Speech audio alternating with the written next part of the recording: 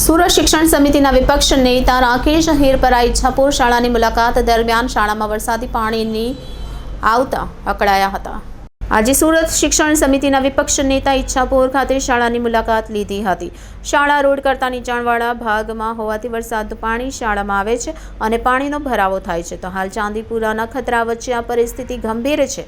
એક તરફ મહાનગરપાલિકા સામાન્ય લોકો પાસેથી પાણીના ભરાવા બદલ દંડ લે છે, તો બીજી બાજુ મહાનગરપાલિકાની પોતાની મિલકતમાં જ પાણી ભરાય છે।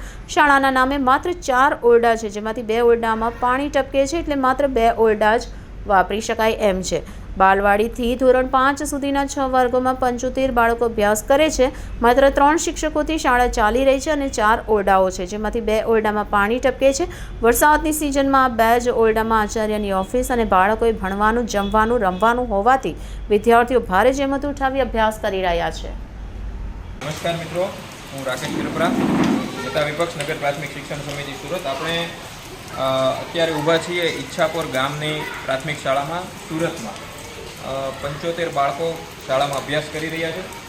3 શિક્ષકો છે, આચાર્ય સહિત 3 શિક્ષકો છે। એમાંથી અત્યારે 1 થી 5 અને બાલવાડી એટલે કે 6 વર્ગના બાળકો માટે ટોટલ 4 ઓરડાઓ છે, પણ એમાંથી 2 જ ઓરડાઓ વાપરી શકાય એવી કન્ડિશનમાં છે।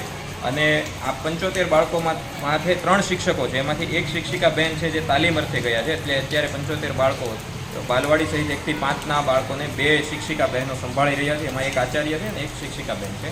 હવે શાળાની ભૌતિક પરિસ્થિતિ વિશે તમે આ તો પતરાવાળી શાળા છે, એટલે વરસાદની પરિસ્થિતિમાં તમે જોઈ શકો છો ત્યારની શાળાની પોઝિશન। આજથી થોડા દિવસો પહેલાં પરિસ્થિતિ એવી હતી ને અત્યારે ચાલુ વરસાદ છે, તમે પાણીની જે સિચ્યુએશન છે એ જોઈ શકો છો। સામાન્ય રીતે મહાનગરપાલિકા એવું કરતી હોય છે કે પાણીની તકલીફ અથવા પાણીનો ભરાવ હોય એને દંડ કરવાની ને આ બધી પોઝિશન હોય છે કે ભાઈ મેલેરિયાને કારણે અત્યારે ચાંદીપુરાની પણ ખૂબ તકલીફો આપણે જોઈ રહ્યા છીએ।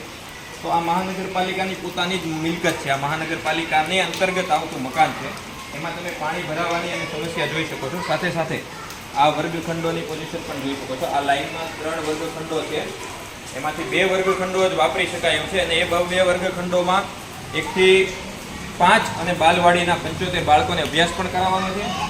આચાર્યની કેબિન, આચાર્યની કાર્યાલય પણ એ જ ઓફિસમાં છે। સ્ટાફ રૂમ ગણો તો એ જ છે, વિજ્ઞાન રૂમ, કોમ્પ્યુટર રૂમ, તમામ ટૂંકમાં શાળાના નામે 2 ઓરડા। કારણ કે આ ઓરડો મેં કીધું એમ કે આ ઓરડો વાપરી શકાય એવી પોઝિશનમાં નથી। અને અહીંયાથી પાછળ આ બાજુ તમે આવો આ ગલીમાં તો અહીંયા એક ઓરડો છે આગળ, બરાબર, એ એક આગળ એક ઓરડો છે, એ પણ વાપરી શકાય એમ નથી, કારણ કે ત્યાં પણ પાણી પડવાની અને એ બધી તકલીફો છે।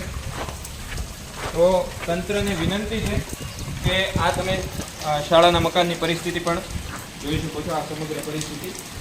તો વિનંતી છે કે શાળાને ખૂબ જરૂર છે, અને આપણે સુરત મહાનગરપાલિકા નગર પ્રાથમિક શિક્ષણ સમિતિનું 900 કરોડનું બજેટ છે, મહાનગરપાલિકાનું હજારો કરોડ રૂપિયાનું બજેટ છે। તો તાત્કાલિક ધોરણે આની પરિસ્થિતિમાં સુધારો કરવામાં આવે। ફરીવાર કહું, 75 બાળકો છે, 6 વર્ગો થાય, બાલવાડી પ્લસ 1 થી 5ના, એમાં 3 શિક્ષકો છે, એમાંથી 1 શિક્ષક અત્યારે તાલીમ પર છે, એટલે 2 શિક્ષકો, એટલે કે 1 શિક્ષક અને 1 આચાર્ય છે, અને આ પ્રકારની પરિસ્થિતિ છે। થોડાક એવા વરસાદમાં, કારણ કે શાળા ગ્રાઉન્ડ લેવલ કરતાં થોડી નીચે આવેલી છે, એટલે પાણી સીધું જે રોડનું પાણી છે એ પણ શાળામાં આવી અને પરિસ્થિતિ ખૂબ ગંભીર પરિસ્થિતિ ઊભી કરે છે।